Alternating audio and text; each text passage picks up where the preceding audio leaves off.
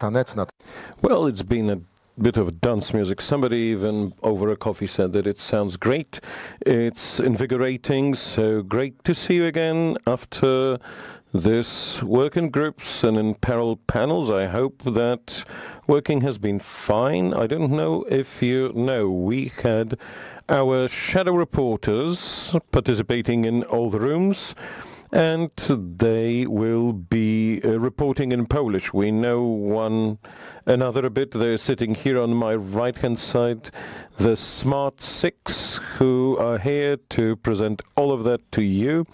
May I first invite to stage Karol Olejniczak, professor of SWPS University, co-founder of Ego Research Company. He'll speak about the plenary panels on the territorial approach in developmental policy. Karol is great. We sat at the same table yesterday, so I'm leaving you in the best of hands. That was a pleasure. Good afternoon. Welcome, ladies and gentlemen. I'll be reporting on panel 1 and 2 today. The discussion during the first panel concerned two major threats. Wrapping up the capital issues and the challenges of that policy, I'll focus on the second one, that's challenges. The discussion showed two types of them, strategic and operational ones. Strategic, these are the subjects and phenomena that the cohesion policy has to face. The three most frequent issues were transformation of energy and climate, so adjustment of our systems to climate change and shifting to renewable energy sources. So energy transformation is of key importance to improve the competitive edge of Europe. This will reinforce us rather than limit us. The second challenge for cohesion policy is a balance between competition and cohesion. There was an interesting tension here during the panel. Should cohesion be overarching goal and competitiveness an instrument to reach it, or are they at the same level? If I interpret well, we agreed that competitiveness and cohesion are two sides of the same coin. Reinforcing security was the third thread, and members of a panel said that it must support security also in the social, energetic, and military aspects. There was also an idea to use the investments here in the defense sector, which will give the multiplying effect. Relatively late into the panel came the voice about demographic change and what's going to happen in the labor market. Europe is aging and we've got to stand up against it. Operational challenges, rules, ways of implementing cohesion policy. These were rather some tensions that I identified. Three. First, reacting to current crisis versus following strategic goals. We want to act strategically, but the panelists emphasized that there is the risk of moving away from long-term goals for the sake of case-by-case interventions, centralization versus decentralization in designing and in management. You could see tension, but the principle of subsidiarity will help us find balance. Everyone agreed that involvement of regional and national authorities is important for the efficiency of such policy. Then the final tension, logic of the budget versus logic of economic benefit. The panelists proved that you often look at cohesion policy through budget transfers. That's payers versus beneficiaries. Now, from the perspective of economy, all the members of the EU draw profits from the single market, so we should use this language of narrative that brings us all together. Yesterday and today, there was the message that we are at a turning point. An alarm can be heard. Europe has to wake up. My university focuses on behavioral design, so we focus on the gaps, action gaps. To hear an alarm call is one thing, to wake up is another thing, and to start action and to go into action is an absolutely separate challenge. Interestingly, today's panel, panel number 2, took up this channel and discussed instruments and mechanisms of practical action that we can take up.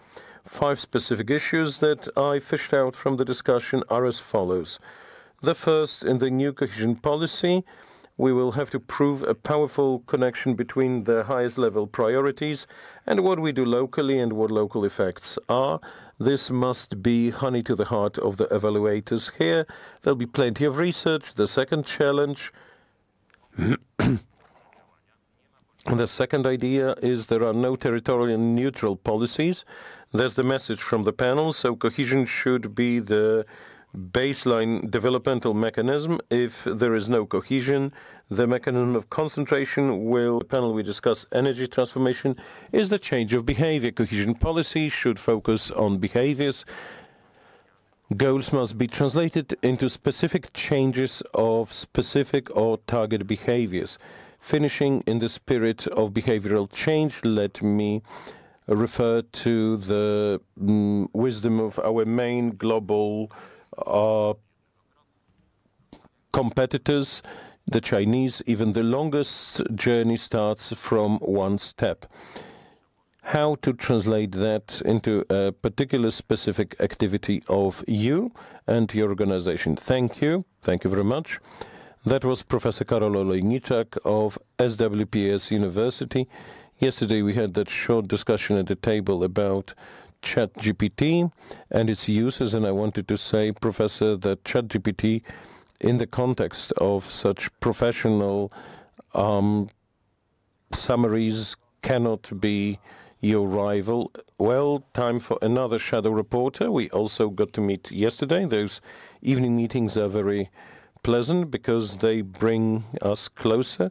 Michał Wolański, director of an institute in SGH in Warsaw. He will speak of territorial accessibility and mobility and territorial dimension in cohesion policy. Good afternoon, ladies and gentlemen. We are believed not to be eager to share our notes at our university. I've got notes from 2 for you. The first panel started from Oksana Zikuna from European Commission presenting her notes, and following upon what Karol said, there was an alarm clock ringing. The CO2 emissions from transport in 2005-22, guess, did they rise or did they drop? We'd love them to drop because we spend money on that, but they rose by 20%. Why is it happening? First, because we are intensively developing roads and improving the competitiveness of road transport compared to others, like railway, for example. Also because we have enforced motoring in rural areas in many European states. Simply, an old car is the only sensible option of getting you to work or to school. The funds that the European Commission wants to spend and the means they want to do are zero-emission cars, fiscal tools, and later there was a very interesting discussion in which Maria Corrales Escribano of the Spanish government, precisely the Ministry of Transport, said that we need wiser projects. Smaller, smarter, better projects are a key to achieve this goal. The goal we have. In the same spirit, we heard Sophie Defaux of the European Transport and Environment Federation, and she gave 2 examples of projects. One highly effective from Cluj in Romania, where they bought electric buses. This allowed for lowering the use costs, more passengers, lower emissions, low cost, very effective projects. The other negative from Budapest, and I'd like this to be heard here, the construction of the 4th line of the metro. A lot of money, far smaller effect. A major subject was the army and the dual-use infrastructure, not only rail, not only roads, but also hubs investments were war. In case of touch wood war, we would be able to provide medical care, to provide ammunition, and also other resources. Connectivity is now gone. It's time of sustainability. At the very end of the discussion, we had a Menti voting, and that Menti voting meant that we had to rank 4 priorities for it. The first was construction of trans-European networks, and climate neutrality came last. And that's what Karol mentioned. The alarm clock is ringing, but we want to sleep because sleeping is fun. Then the second panel today, the territorial dimension of the cohesion policy. Introduction by Wiktor Szydarowski. Wiktor showed how Europe is differentiated. We speak a lot about processes of convergence. GDP, for example, shows how we catch up with the EU's average, but in Wiktor's maps, you could see some other phenomena. For example, quality of air we breathe, quality of air that in our part of Europe is far worse, and we kill ourselves. Availability of homes. It's a problem here. In other parts, we have problems of depopulation. These phenomena call for territorialization of policies, and they call for other actions in different areas. And that's what the territorial tools should serve. The tools that in the recent years have been very strongly focused on crisis activity. Nevertheless, we've got to take several deep breaths. Crises have always been there. They will be there. Let's hope not that bad, but we've got to think about structural activity. We've got to build added value for the people living here. For residents, there was the French example where regions have combined national and EU instruments to territorialize the developmental policy. We had cool examples from Portugal where these are theme-based. Those integrated territorial initiatives are there to solve specific problems. Each of them has a lodestar. Expectations of those integrated projects from the EU: more time, flexible funding, short perspectives are hard. Simplification of procedures. Concluding, we believe that now those integrated policies are focused on formal issues and not solving what Wiktor Szydarowski mentioned in the beginning.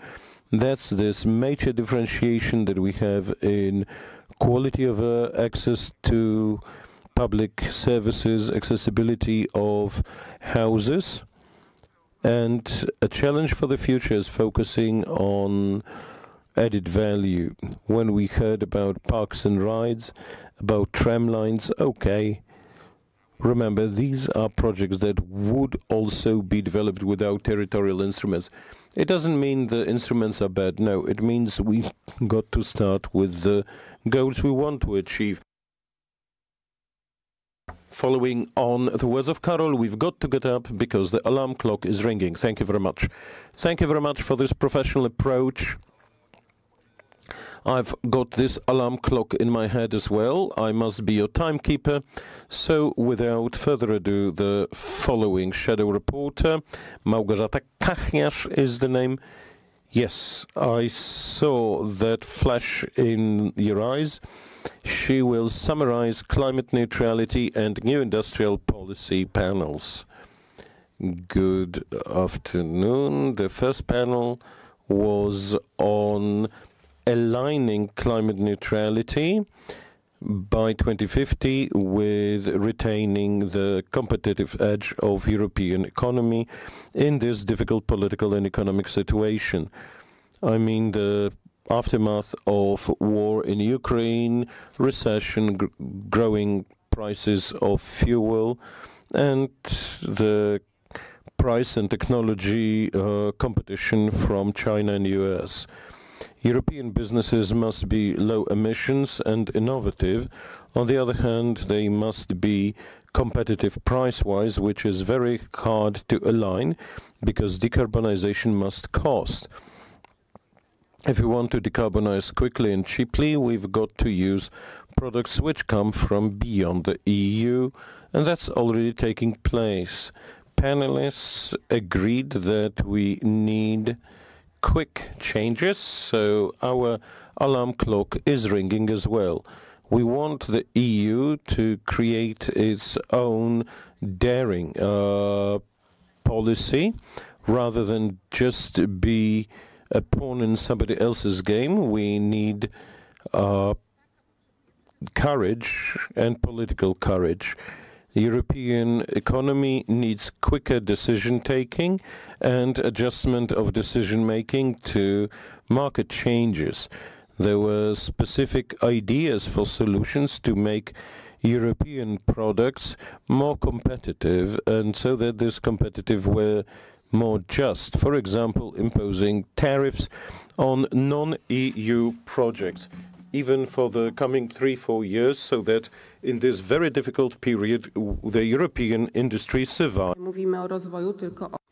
We speak actually not about the development of our industry, but about its very survival. We also discussed the potential of public procurement, which is quite significant, although it's not going to solve all the problems, all of them. Perhaps the product origin from the EU, maybe not all of them, but 80%, perhaps 80% of all components should come from EU countries or in selected areas, perhaps. But made in EU, in my view, this could be a certain vision for all of us so that we could implement. As a result, we would protect our European Union industry. There was even an idea that perhaps we could follow China in subsidizing production, not investments.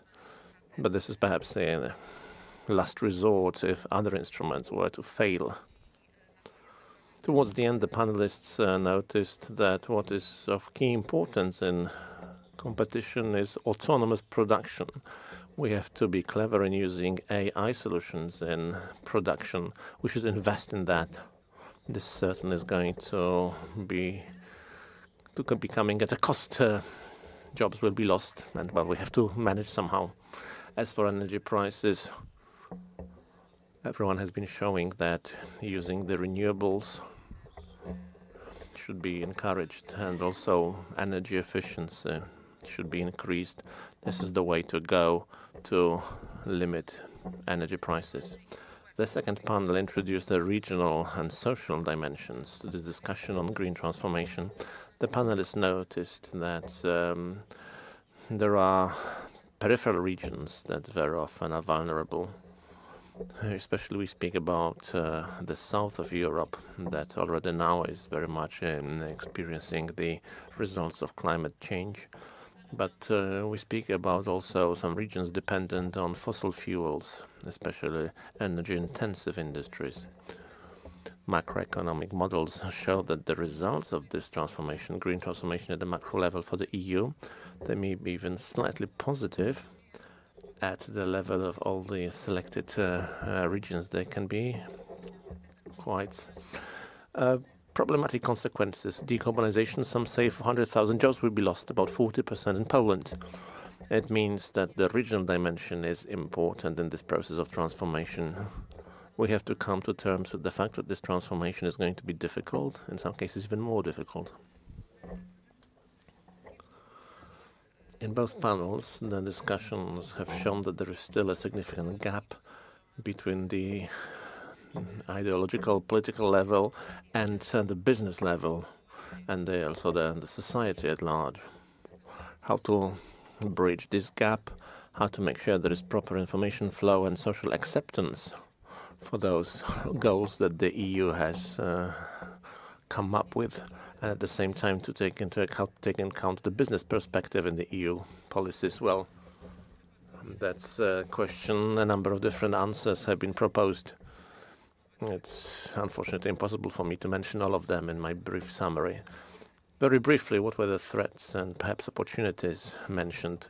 The cohesion policy may play a role in this process of green transformation, but we need to link the investments with the social dimension, not to separate different interventions from the regional fund and the cohesion fund.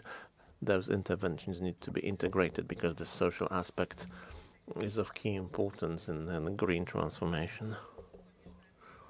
It is necessary to communicate with our citizens and to include them in the decision-making processes. Of key importance, of course, is innovativeness. It's quite obvious, but it was very often repeated in our panels. It was also important, yet another aspect, that we can also think about working together for different regions. Instead of competing, we should work together also at the level of regions.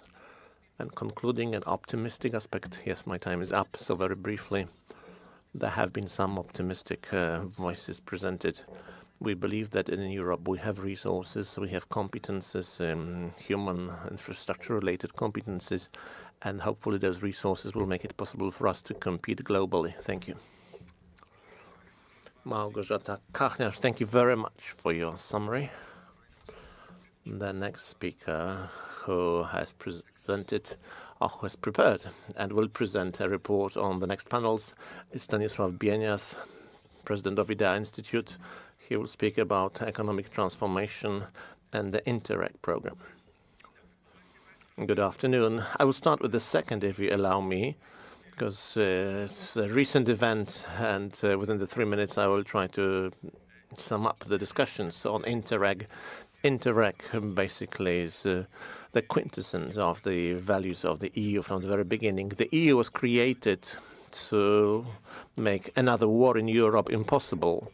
Those people, the oldest generation remembering war, is smaller and smaller, and Interreg is building cooperation, cherishes common values, fighting stereotypes, prejudice, exchange of information. So as a result, it makes it possible that we can ensure our internal security. So the essence of the EU and the essence, in my view, of the cohesion policy.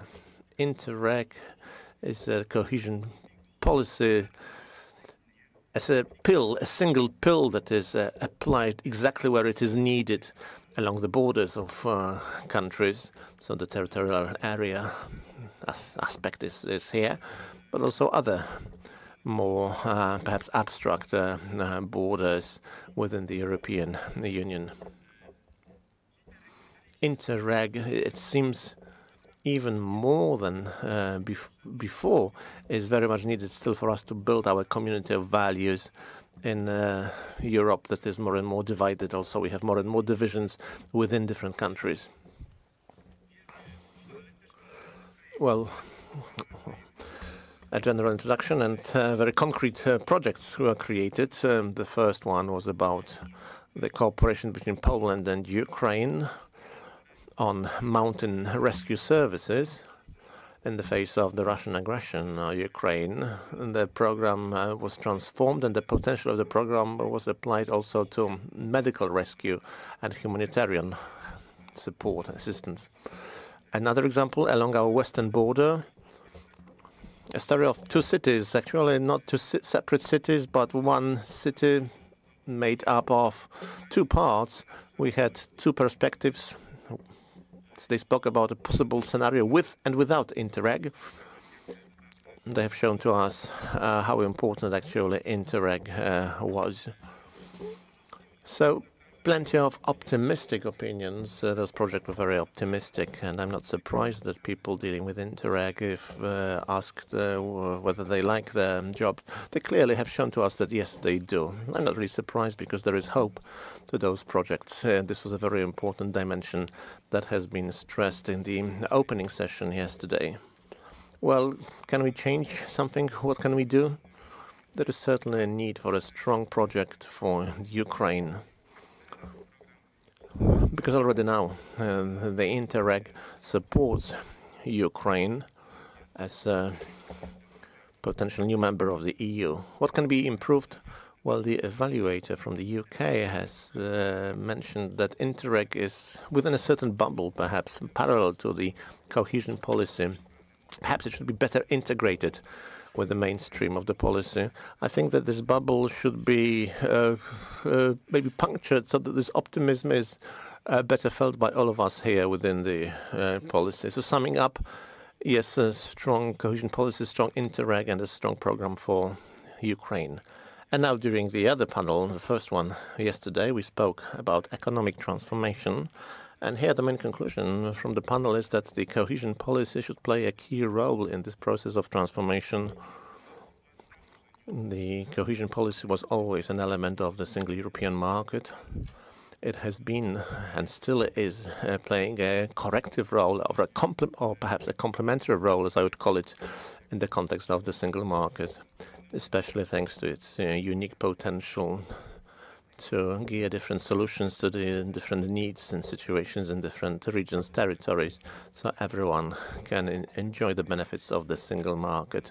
So the cohesion policy should certainly be applied here. It's quite unique here, the way it is involved in the different actors that use its solutions, as we have meetings of, let's say, authorities at the level of the EU, national level, local level, other stakeholders. This is the right environment for innovation.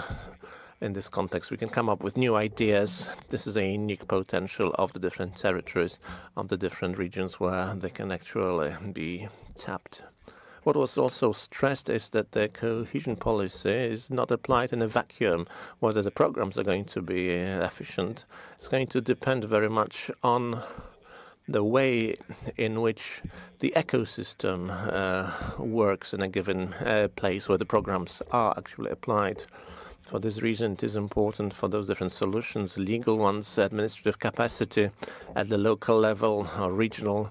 We need to have adequate capacities there so that the money from the EU is properly used. In concrete terms, let us support talents, let us support young people. They are actually the driving force behind innovation. We need to give to them best quality of education, different levels, also universities, and high quality of life has to be given to them so that they want to work, staying in the EU, not leaving. Let us support young innovators, and the cohesion policy has to be flexible enough so that it can react to different changes, fast changes around. And it should better react and faster react to the needs of people that I mentioned. Now, referring still to the plenary session, we need to have logical, not ideological policies. We had also representatives of the European Commission who said that we should perhaps wait now until autumn this year, when there is more discussion about the new financial perspective. Let us wait a few months, again, with hope, optimism, and not with fear. Thank you very much. Thank you very much, Stanisław Bienias. Thank you very much for this summary of the next panels.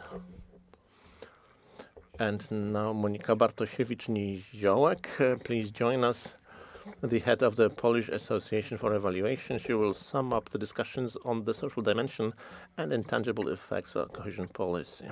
Witam Państwa bardzo serdecznie. W sferze społecznej oczywiście...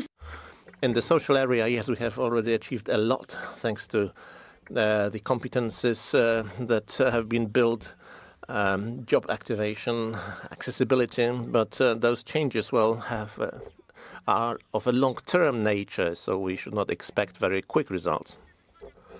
The main challenges we have diagnosed in this area, well, first of all, we have our people, well, we are getting old, migrations, internal and external migrations, competence gaps, and the educational system has to be geared to the needs of the changing labor market, and also strengthening the administration and including especially people from regions that are suffering from different problems of poverty. This was just a list. I've got other comments. I'm not sure I'll be able to read all of them, but very briefly. First of all, we have to change the way we think, in my view. So we have to think well in advance of acting. is even more important than the strategy. No strategy will be able to predict different events and respond to all challenges.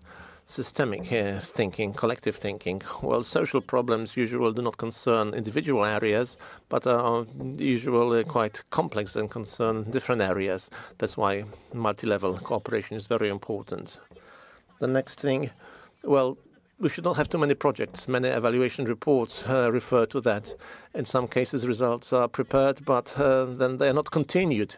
Legislative solutions perhaps need to be prepared. Better coordination of EU financing and local policies, reforms of the system. Yes, I know that those issues perhaps are often repeated, but we have to go on repeating them unless we see change. Another area we should rethink perhaps the problem of fragmentation of goals. I think we need to have fewer perhaps of them, but more general. We should perhaps also consider, well, maybe in the cohesion policy we should think about such problems as housing or local citizens' budgets, especially in the regions that are less privileged. Maybe those are the areas that should also be covered with this policy. Another thing, well, the services should be tailor-made. We should avoid a situation in which we would be copying solutions that have been proven right in some places. In other contexts, they not necessarily can be successful. Other thing that, well, different things, various things, competitiveness and inclusion. Sometimes it's not easy to realize projects in those areas. Very often they are two sides of the same coin, and we have to be aware of that. Increasing flexibility that might block the ability to come up with social innovations. It seems that we should perhaps end our discussion wondering whether we should deregulate. We should start about thinking what and how to deregulate. Think about eligibility criteria. And now, as for panel 2, the cohesion policy has come up with a number of non-tangible effects. They are harder to measure than some infrastructural effects, but they are of fundamental importance because they are a road sign and they are part of European identity. These are not slogans. We have our results of studies to prove these effects. We need to remember that union is no financial concept. Those values are its heart, and thanks to these values, we still believe in it. There are also plenty of benefits stemming from the development of those values. Please remember, democracy, equality, rule of law, solidarity. We also set a great store by them when they are threatened by populism and disinformation. Populism questions union. Cohesion policy is the only one that holds partnership rules, territorial approach, that should also be included in other EU policies as golden rules. Thanks to the European standards of management and making evidence-based decisions, we reinforce trust, the sense of creation and agency. Reinforcement of democratic processes also results from support of migrant and disabled communities, so groups that are minorities, as well as LGBT+. The Fundamental Rights Charter allows to protect them better, especially at national and local level, because that's where most problems crop up. The principle of access does a lot of good. Still, plenty of those marginalized people are not heard well enough. Let's remember that supporting green transformation also follows the social aspect, investment into competency and creation of local energy communities. It's reinforcement of responsibility as well, and then diminishing the differences that opposes polarization, builds stability in the face of various crises. Two things for the end, what we can do. We know that cohesion policy calls for modernization, and first we need to simplify design of different initiatives, because This is especially important for the NGOs. Another thing has been mentioned here, but I'd like to return to it. Decentralization, so greater decision-making at the local level, allowing it to negotiate at the EU level, because nobody else will answer better the specific needs. According to this Polish slogan, nothing about us without us. Let's remember it after that conference, because it's the only thing that can counteract the geography of dissatisfaction. Thank you very much for this express wrap-up of the most important panels. That was Monika Bartosiewicz-Niziołek. Now, one more person who worked hard to present such a wrap-up. Bartosz Ledzion, a co-owner of Ego Agency. He'll discuss digital transformation and effective implementation of cohesion policy. I just wanted to discuss yesterday's panel on digital transformation, which was totally dominated by one technology. You can guess what it was. That's artificial intelligence, obviously. During the panel, there were 4 areas, 4 key subjects that we've discussed, and I reformulated them into questions. The first question is, what to do to have Europe not only a user of artificial intelligence created by others, but what to do for Europe to be able to participate in that race. At the moment, China and America build their own language models. They are top. European model is somewhere midway through the ranks.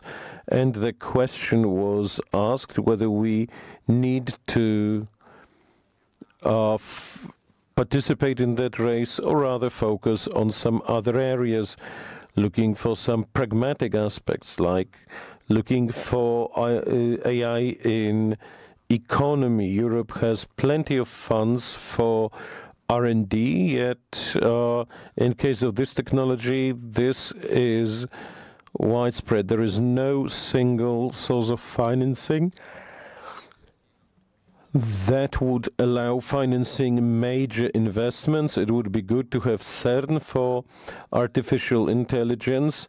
Then there is the drain of talents and startups that deal with AI, especially to the US. Well, it's less over-regulated market, and what's very important, easier access to capital. There's problem with it. Well, we have this first Polish unicorn, 11 labs. After the first successes, it moved to the East Coast, US East Coast. There are plentiful examples like that. Then the use of artificial intelligence. In public space, we speak a lot about it, but the uses are really few. It's like with Yeti. Everyone knows about Yeti, but no one's seen a Yeti.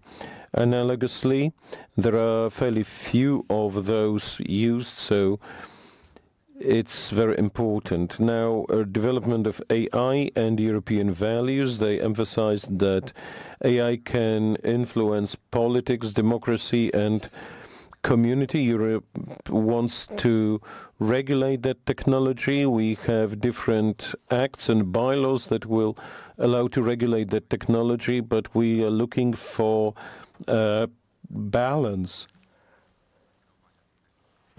opportunities at creating this technology. The second panel was different. It was about implementation of cohesion policy, not what to support, but how to support. Often this subject is discussed only late, but this implementation model is especially important. The first was on the scattering of the programs.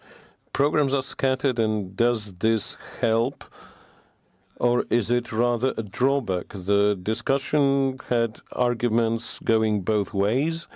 On the one hand, countries and regions can test innovative solutions, which favors better understanding of sectors and local needs.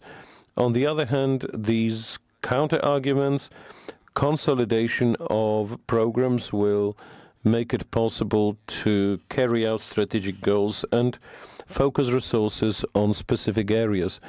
That's what the Fed does in the US, and that's also the Chinese model. What the mayor of Krakow said yesterday, this decentralization of distribution of funds must be remembered. Also, those smaller programs are more flexible, easier to adapt to potential changes that we may have. The following subject is purely operational, whether we can align focusing on results with clearing the expenditures. So invoices or milestones. Now the deadline for use or the end term for the current understanding is already gone. It's past its validity date. So funds should be paid according to the spend, to the efficiency and not to the costs. That's a bit of simplification, but how lots of experiences shows in REF, that was a program that was prepared really in a very short time. That shows that there's still plenty to be done, and that these are two aspects that should be kept in mind. First, let's change the mindset of thousands of people who clear projects according to the old system, starting from auditors via the intermediary authorities to beneficiaries. We need to change our approach, our thinking. One more thing which is related to RFF, namely development of appropriate methodology standards that would be used for clearing those projects. Now a question arises whether Europe is ready to trust the results, or will it follow the invoices and rigorous approach? Thank you very much once again. I'd like to thank all our shadow reporters who have devoted their time for conclusions to present you. We in for one more discussion. We'll ask experts about those conclusions. We'll ask them which of them will be important. This discussion will be in English, although one of the speakers will speak in French. Get your telephones ready and get your headsets. We will have in a moment an option to use your telephones. Please use your telephones and connect to Menti. There will be an opportunity to enter the code. Please be active in participating in this discussion. The moderator will be Anna Kalczyńska of TVP World. You already know her. Anna Kalczyńska, moderator of the last panel discussion of this conference, and her guests. Bardzo prosimy o brawa.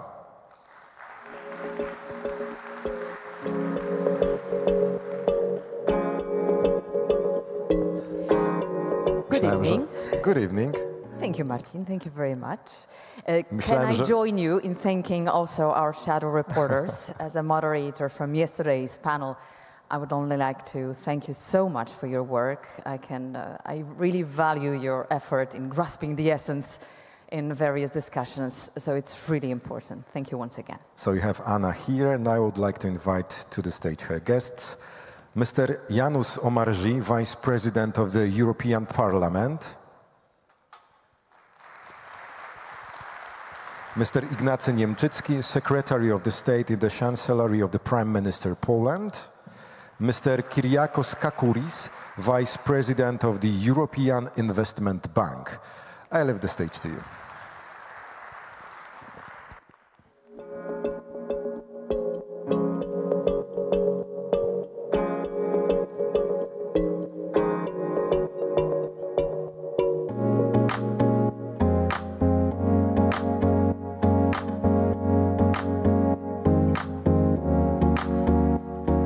Thank you very much. So, yesterday we debated the current state of respective areas. Now that we know where we are in reaching the goals, Let us move forward. Let's hear the recommendations for the future of the cohesion policy.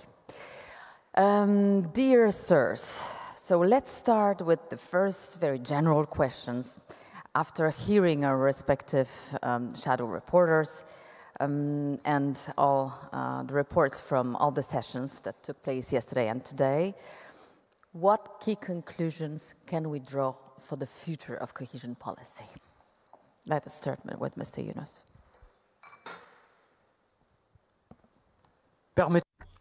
So please allow me, first of all, to thank you very warmly for inviting me here. And I'm really glad to be here and to represent the European Parliament. I would like to thank everyone, and especially the Polish authorities, on behalf of Roberta Metsola, the President of the European Parliament. Thank you for organizing this excellent meeting. And this meeting is happening at a very special time because we are now to define the future of our policy. I'm really happy to be here with you, and often I need to speak at the beginning of a conference, but I think that the greatest value is to express one's opinions when we need to sum up everything that has been said, because I think that those will be the solutions that will allow us to shape our future decision-making process. So there will be no future of the cohesion policy without the participation of the European Parliament in all the legislative processes. So we know what will happen in this new programming period 2021-2027, and I must admit that we are aware of all the successes that we had in the past, but also of all the pitfalls that we had in the past. That's why we need to be careful when building our new policy, that it respects in a better way all our future challenges, takes into account those challenges, and that it's based on our values. So all the debates have shown that this great policy is in reality converging with all this series of crises that we have witnessed nowadays. We are witnessing nowadays all over the world, and those crises correspond to a series of revolutions. So first of all, there is this demographic crisis that we need to face. It's a crisis of really great importance for the European Union. There is also a crisis or a energy-related revolution or a climate revolution also that is really important in our debate. And there is also a crisis which is concerning democracy. What we've witnessed is that democracy is being put at stake, and maybe some people are afraid of some decentralization processes. They are afraid of political crises.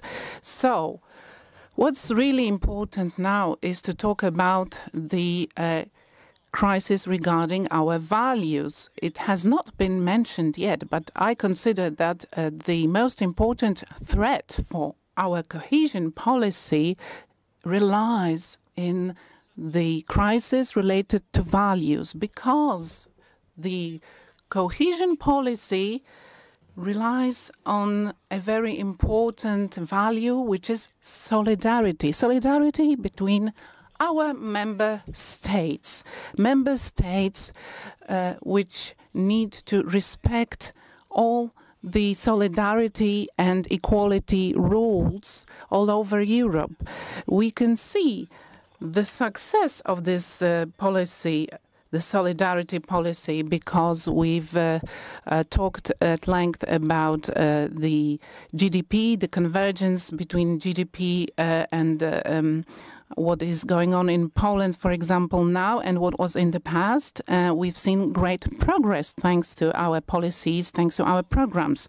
So, all over Europe, in fact, we see a resurgence of anti-European parties and of nationalism. So I think that this is really worrying. So apart from political debates, it's important to discuss this crisis, because this is a real threat. Those nationalists and those parties are a real threat. So our debate is a real political fight, aiming at preserving European values. This is our main goal. But for us to win this battle, we need Europe to bring specific answers to its citizens. They need to be brought, and it was mentioned many times by our experts, is that those specific answers need to be delivered immediately, because they concern, for example, the energy revolution and its impacts. Regarding the climate, we've talked at length about the climate. Of course, we talked about mitigating all the carbon footprint risks. But regarding regional policies, we shouldn't forget this pillar, which consists on adapting European regions to climate change. We are now in 2025, but we saw what happened in 2024.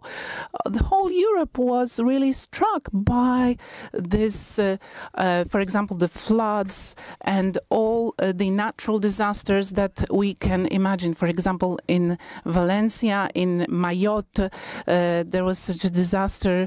So also Germany was hit by flood, and 4 billion losses. This is really great loss, and this is something which should be taken into account in our regional policy, because natural disasters will happen and they will really have an impact on our regional plans. So to finish, I would like to say that we really appreciate, as European Parliament, our joint positions expressed by France, by Poland, by Slovenia and other countries, to tell to the European Commission that, of course, the cohesion policy needs to be modernized. There is no tactical defense of cohesion policy that wouldn't lead to an standstill, to an impasse. So it needs to be modernized. But at the same time, what needs to be kept are those great principles of our policy, and the fact that it needs to be a territorial policy, and that the cohesion policy is in fact a regional policy, because it's about developing regions. And European regions and cities need to be at the very heart of this policy. And I'm finishing really now. Just 1 minute left. I know, I'm aware of the fact that I don't have much time, but we really, it's hard for us to think about the future, because nothing is sure, nothing is certain. And That's our reality. So we've been constantly hit by crises that are unpredictable, and no one would imagine, for example, at the beginning of our last mandate, that we would be struck by such important events that would affect so much the European Union. For example, Brexit. Brexit was the first crisis, in fact. Then what happened next during our mandate was the COVID-19 pandemic. So who would have thought about it? So answers need to be given. For example, also other crises took place, and what we've proven is that European policy was really modern as regards those crises. What happened next was the war in Ukraine, a huge impact on our policy, and there is this Cairo regulation, thanks to which the cohesion policy could be applied directly to refugees from Ukraine. Poland could really help those refugees thanks to this regulation. So we still don't know what will happen next, what will happen in the future. That's why we need to do our best in order to maintain our policies in place. Thank you very much. Thank you, President, for this political aspect that you mentioned. The European Parliament has always maintained our values. Representative, Chancellery of the Prime Minister, Ignacy Niemczycki, if you could, please, sir, draw your conclusions from this today. Hello, everyone, and thank you so much for being here to discuss this important topic. And first of all, I wanted to really appreciate the European Parliament being represented here at such a high level. Thank you, Vice President, for being here. The European Parliament has a key role to play during the MFF negotiations, and especially when we'll be discussing cohesion policy, I think we can count on the European Parliament to find good solutions for the next MFF. So I'm very, very happy that you're here. And I will actually be referring to one of, or maybe more of your statements. I also wanted to thank the shadow rapporteurs for the work. It was quite interesting for me to listen to the summaries, and I will also try to refer to what was discussed in the panels before. But my perspective is, first of all, a political perspective. And I fully agree with what the President has said, that cohesion policy is one of the key European tools that we have to build democratic resilience. And apart from all the discussions that we had about the territorial impact, apart of the discussions that we have about the economic impact, which are all very important, please do remember that cohesion policy is one of the key tools that we have to ensure democratic resilience in Europe. And also having the experience of other tools being used to achieve similar goals as cohesion policy, I believe that the role of the regions is crucial in ensuring that this tool can be used in the future for building democratic resilience. And I'm very happy to also hear from the shadow rapporteurs that the role of the regions, the role of the local authorities was heavily mentioned during the discussions you had. And this obviously brings me to this discussion that we'll be having during the MFF negotiations. And again, I very much hope the European Parliament will be active. So what elements of the RRF can we incorporate into the cohesion policy? And judging from the discussions you had during the last 2 days, I think one of the key takeaways is that we need to ensure that those policies, that the cohesion policy has this regional level, that there's a true feeling of ownership, And for me, this is one of the key takeaways from the discussions that you had. It obviously remains to be seen what elements of the RRF we could incorporate into the cohesion policy, and I fully agree that we need to ensure that cohesion policy is a modern policy. We need to respond to what is happening around the world. But I think the general raison d'etre of cohesion policy is quite clear, but I'm also very happy to hear of a number of topics or challenges that the cohesion policy could respond to. And the ones that I have written down that were mentioned by shadow rapporteurs are security, very much in line with the keyword of the Polish presidency, competitiveness, and this brings me to industrial policy. And I think to some extent, cohesion policy is already an industrial policy. It's a policy that is fundamental from the economic perspective, and we have to build on that experience, not throw it all away and create new instruments that were not tested. That this is the advantage of the cohesion policy, that this is something that has been tested for a number of years. Then another issue mentioned by presidents fighting the climate crisis, and I think so far cohesion policy has been very helpful in doing that, and we see that we'll need to focus also on the adaptation to climate crisis.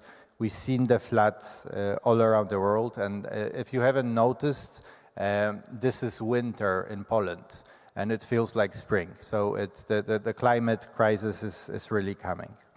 Last but not least, I also feel that we need to be aware of some of the shortcomings of cohesion policy.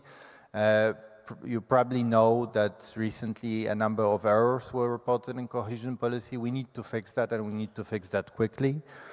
And I think the late start of some programs is worrying, but I don't think, and this is also what I heard from shadow rapporteurs, that centralization will be the solution to those problems.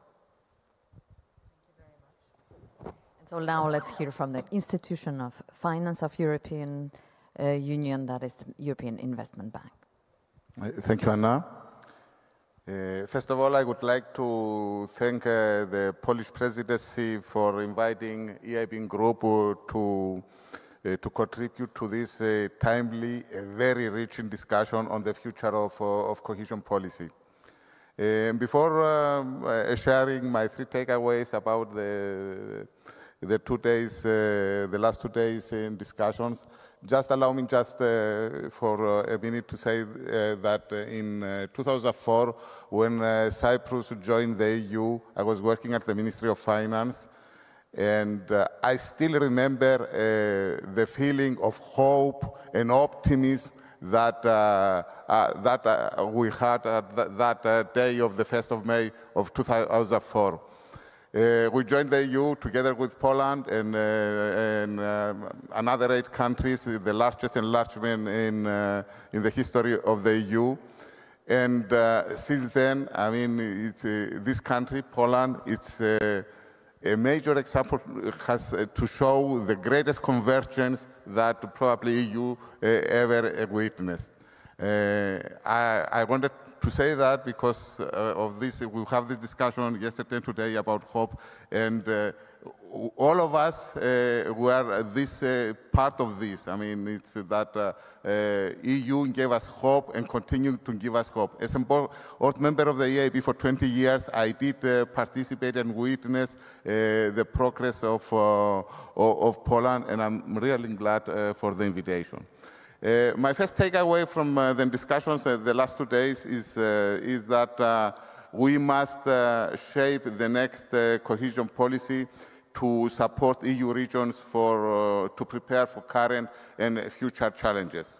We are facing shifts of tectonic plates in the global geopolitical economy, but we all know that we are stronger when facing these challenges together as a united Europe. And cohesion is the glue that keeps us united. Preparing future challenges is an opportunity to strengthen our internal cohesion. Some challenges are new, some are familiar, but we know that not all challenges have the same dimension. They affect all European regions, but some regions are more affected. The less developed and transition regions are less equipped to face the challenges and seize the opportunities. And that's where we have to concentrate our effort and focus. We have to invest in these regions in green energy, in innovation skills, in social infrastructure, in connectivity. That leads me to my second takeaway, which is more discussed again and again here, which is about competitiveness and cohesion. For us at the EIB, the two should keep going hand in hand.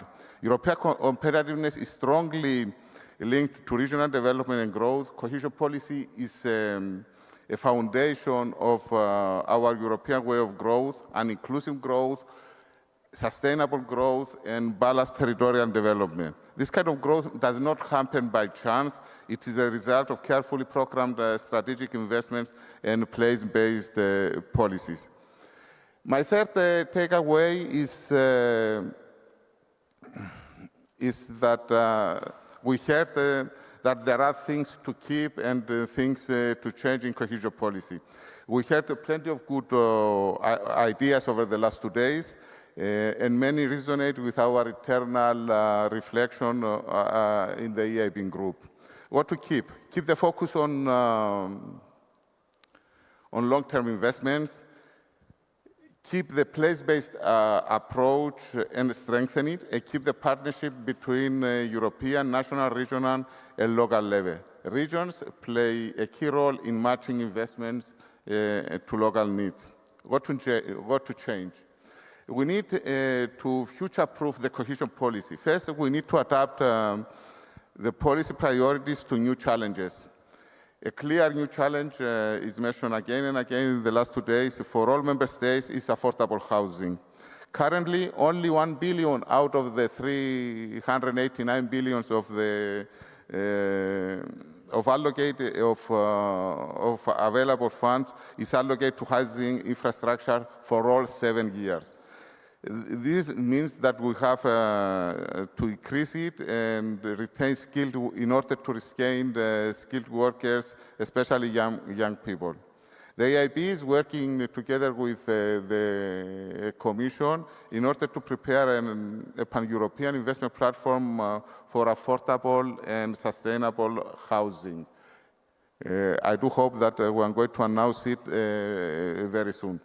But we need member states to join us and to put affordable housing as a priority, not only in the next MFF, but also during the midterm review of the current programs.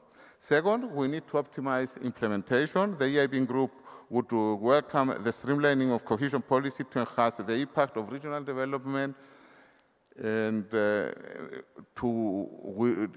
in order to have simpler and common rules. We need more incentives for using financial instruments and better integration of financial and advisory support.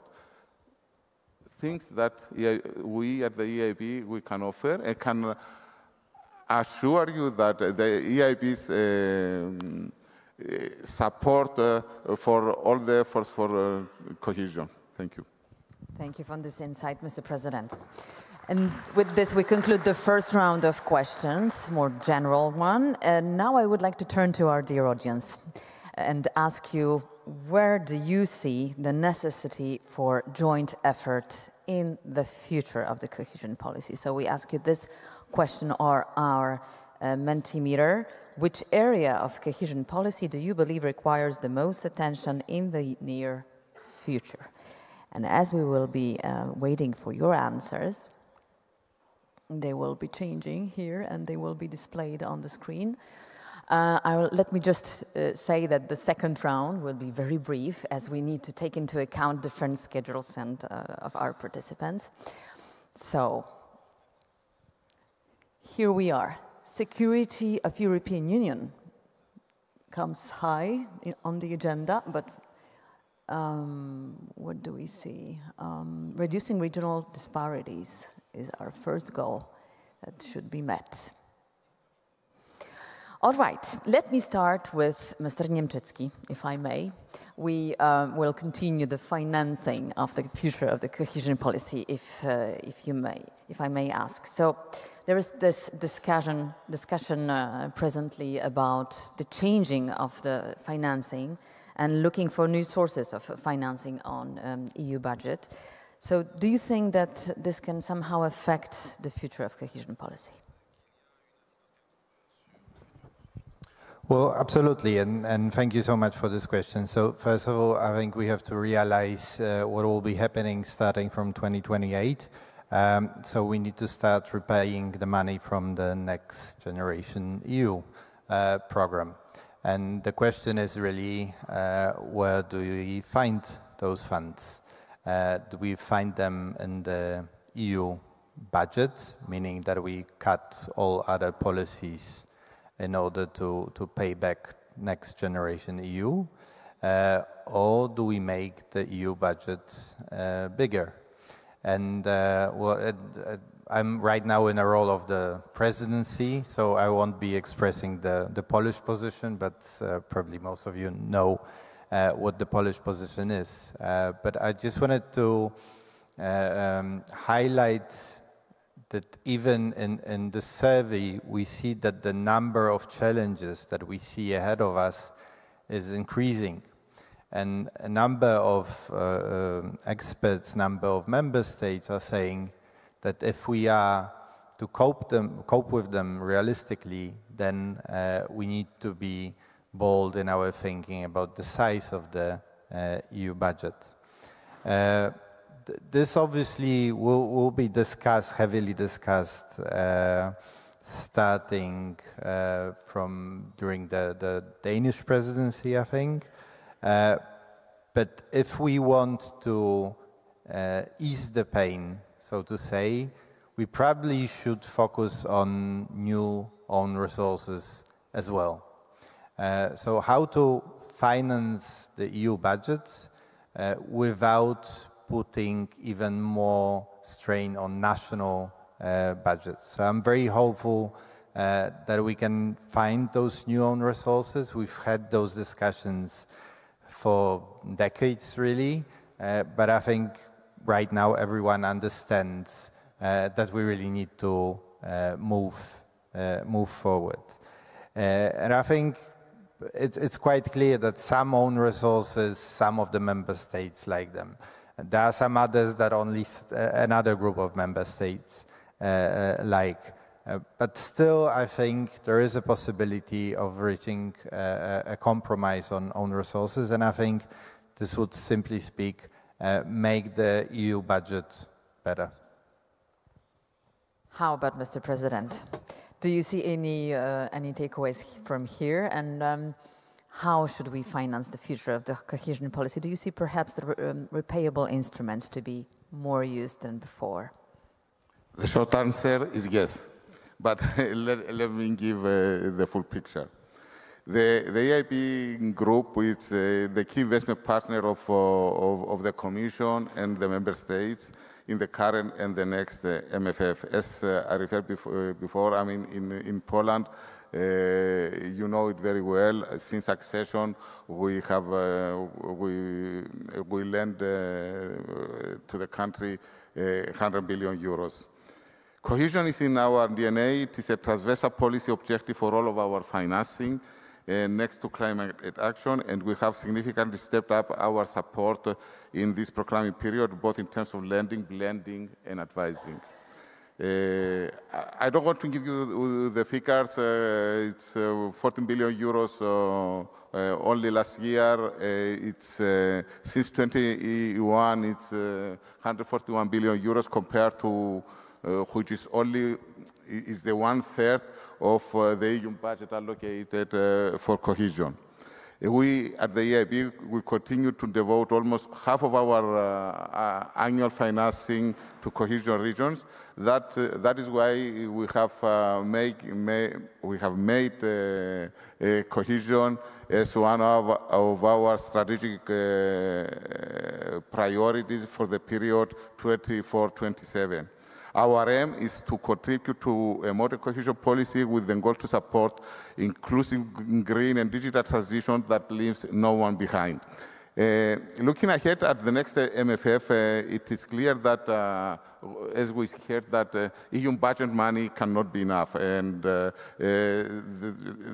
are huge investment needs and a huge financing gap. So it's definitely we are going to need repayable instruments, but currently only 10% of the cohesion policy is funded through repayable financial instruments. There is room to do much more for projects which generate revenues and savings.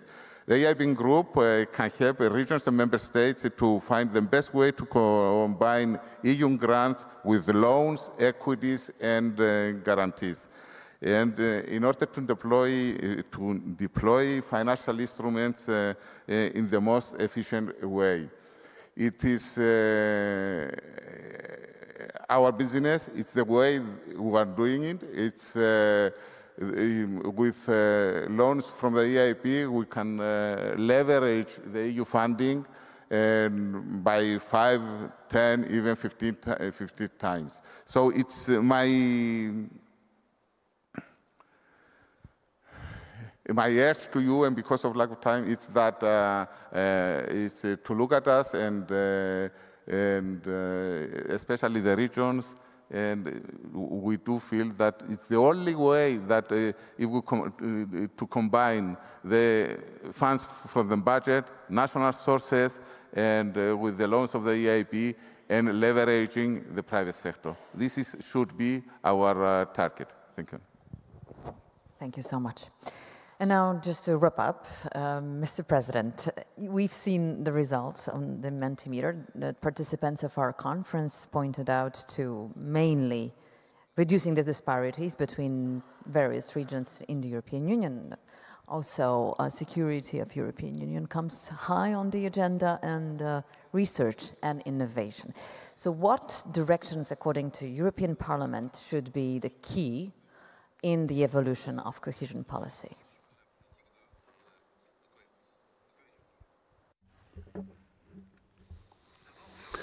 First of all, we wish a great success to the Polish presidency, and we do follow very closely your statements and your initiatives. I do understand that it is far from being easy, but you do have as well the support, the strong support of the European Parliament. In reality, there's only priorities. And there is a question. What I have in mind, it is important, very important, that Poland, who is currently Europe's leader because of the presidency. Why? Because Poland is a great, big country, great in terms of size, for the cohesion. And in the geopolitical transition that is currently moving Poland towards becoming a power. And defense is the reason why plays the most important role for security. I do understand also that you have to mix all the policies, because you cannot talk about cohesion without security and a number of other policies. You cannot provide the social dimension. You cannot provide cohesion without the social dimension. I would put all the stake on competitivity, on territorial policy, and the taking into consideration of what seems to me the imperative solutions in terms of defense. And the recent events from my point of view,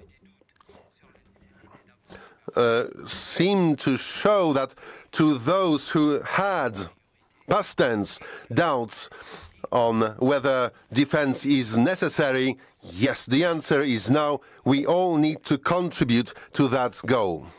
I want to tell you that I fully agree with what you just said, that the policy of cohesion needs to play a role for reindustrialization of Europe, especially on the regional level. We started to do that in a very limited way during the STEP regulation, authorizing a certain number of grants to be provided for entities, small and medium-sized companies,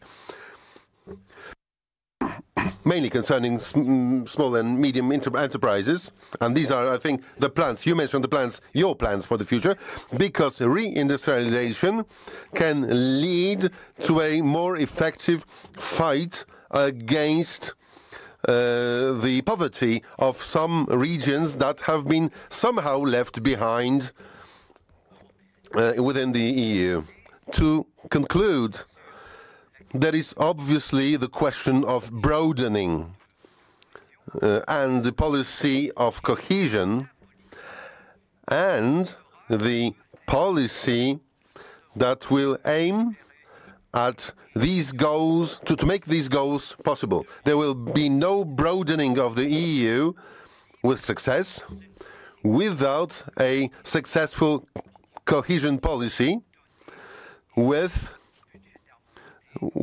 adequate financing, with adequate strength.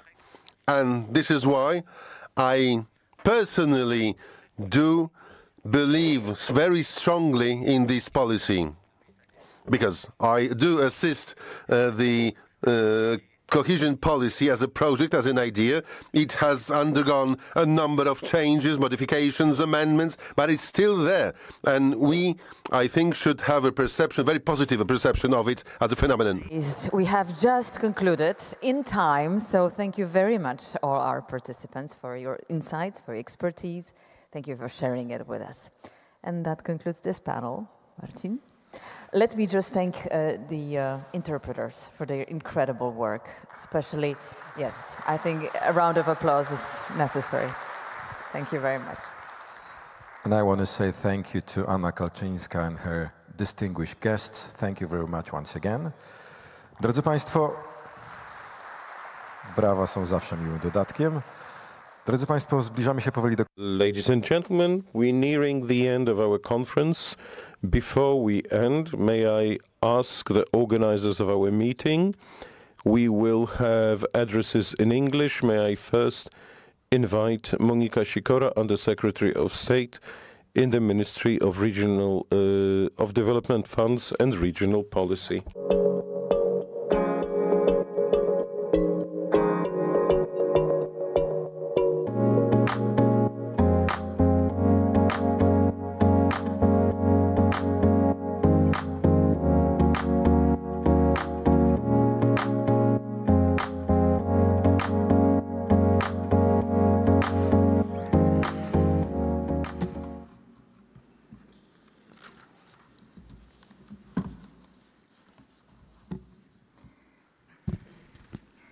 Ladies and gentlemen, dear colleagues, dear friends, as we near the end of this time here in Krakow, I hope you found time to have very fruitful, interesting discussions, sessions, and networking opportunities, because this has been a very unique opportunity to reflect on the future of cohesion policy, examining both the challenges ahead and the opportunities that lie before us.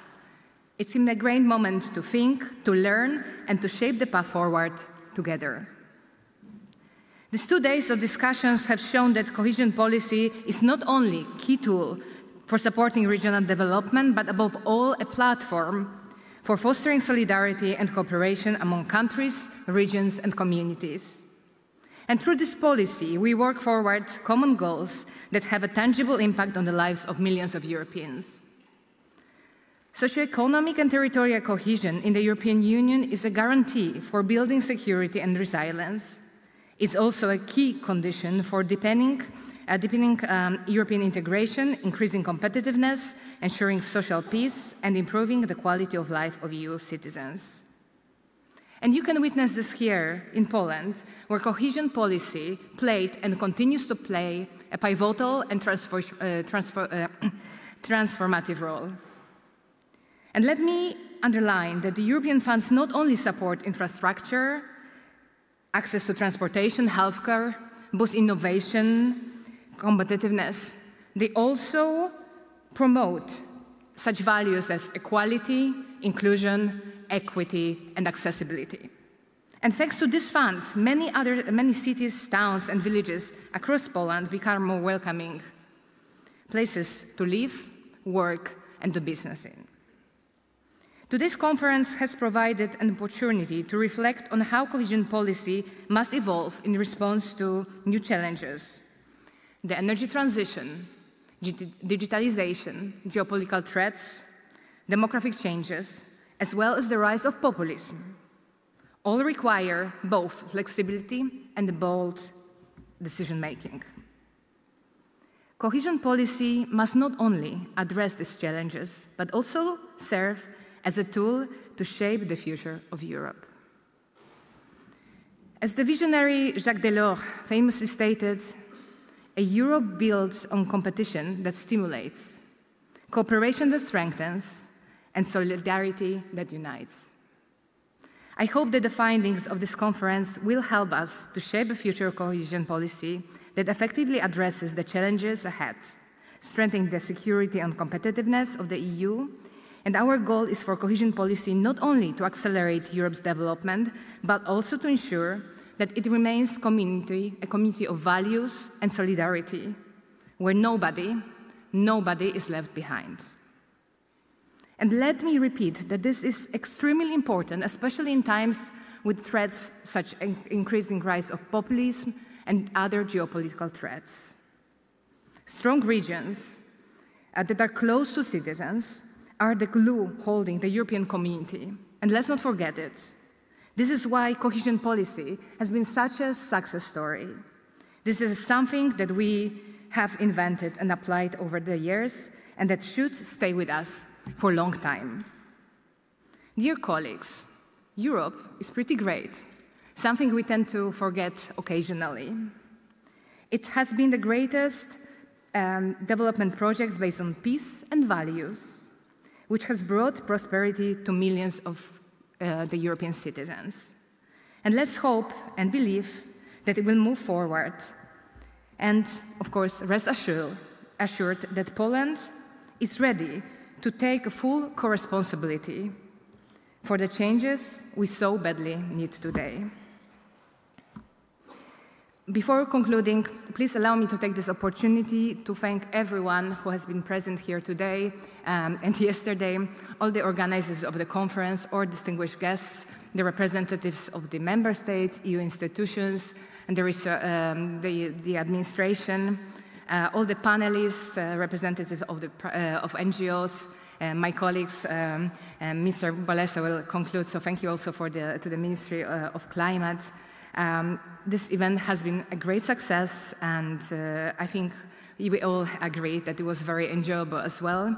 I would like to also thank, of course, Mayor Michalski and the authorities of Krakow for hosting us in this wonderful city, which I hope, despite the very full agenda, you managed to enjoy a little bit. And of course, as you can imagine, this would not be possible without the very hard work of the employees of ministries of EU funds and regional development, who have worked for months tirelessly to make this such a great success. And I think they all deserve a special round of applause.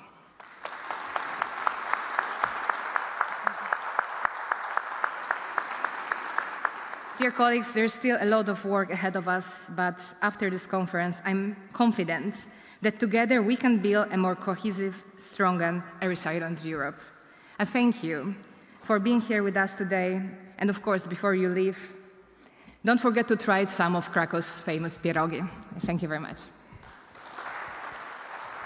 Pani Monika Sikora, bardzo dziękujemy jeszcze. Monika Sikora, thank you very much. And now Krzysztof Bolesna, Secretary of State in the Ministry of Climate and Environment. Some applause.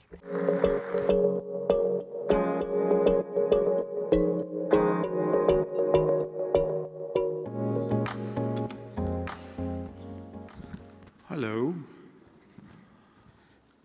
Listen, I'm the last person standing between you and the weekend, so I'll be brief. It's been a joy. This event's been a joy. So many discussions, good inspiration for our work going forward. You all here are friends of cohesion policy, which showed on the slides. Climate and energy was fourth in line, I think. I don't agree with this, but you know, again, it was a democracy, so that's the result I need to put up with. I like to conclude with 3 points. First point is that there's no question that we need to grow. We need to grow. And in Europe, we have a certain quality to the growth we want. It has an element of environmental sustainability. It has an element of resource efficiency, social justice, and we like our long weekends. I wouldn't like to live anywhere else in the world because we have our European way of life and we need to protect it. The second thing is that it's extremely difficult to protect this European way of life because the world around us is changing. And it's really difficult to keep the values unchanged if the world is changing, and we also need to change our ways to keep the European way of life. And the third point, how to do it.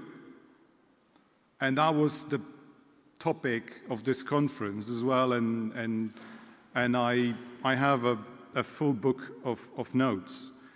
For me, it's quite clear that competitiveness and security are very important elements of going forward. And emphasizing just transition as well. And for me, just transition is the same coin, second side of the same coin as cohesion policy. For me, just transition is basically cohesion. So, again, for me, I have some favorites going forward. What should be included in the cohesion policy going forward from the perspective of climate and environmental policy, because this is my focus. Certainly, money for grid investments. We'll need to electrify everything, decarbonizing, so we'll need money for networks. We'll need money to enable people transition to more sustainable transportation and more sustainable heating. Just let me give you one interesting fact. In Poland, we've used European money to transform around 1 million of individual houses to give them more sustainable source of heating. 1 million. We'll still have a long way to go, but 1 million is already taken care of. And of course, competitiveness and building new industries. This, in my opinion, should be another focus of cohesion policy. And something that is not obvious, because it's often forgotten in discussions in Brussels and also in capitals around Europe.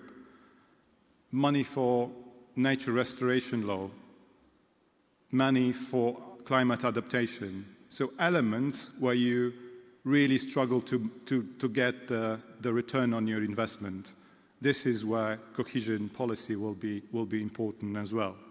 So a lot of food for thought and a lot of things to continue the discussion during our presidency. Again, I'll join Monica to thanking you all for participating and the organizers for having us all here.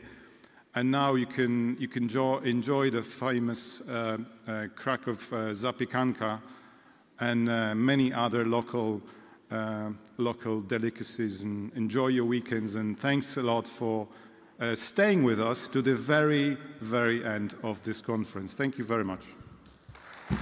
Krzysztof Bolesta, bardzo dziękujemy. Krzysztof Bolesta, thank you very much. Now you probably remember pierogi and zapiekanki are the two things that were recommended at the very end by the people who wrapped up this meeting. Well, we've reached the end of this conference. I hope it's been such a pleasure for you as it was for us.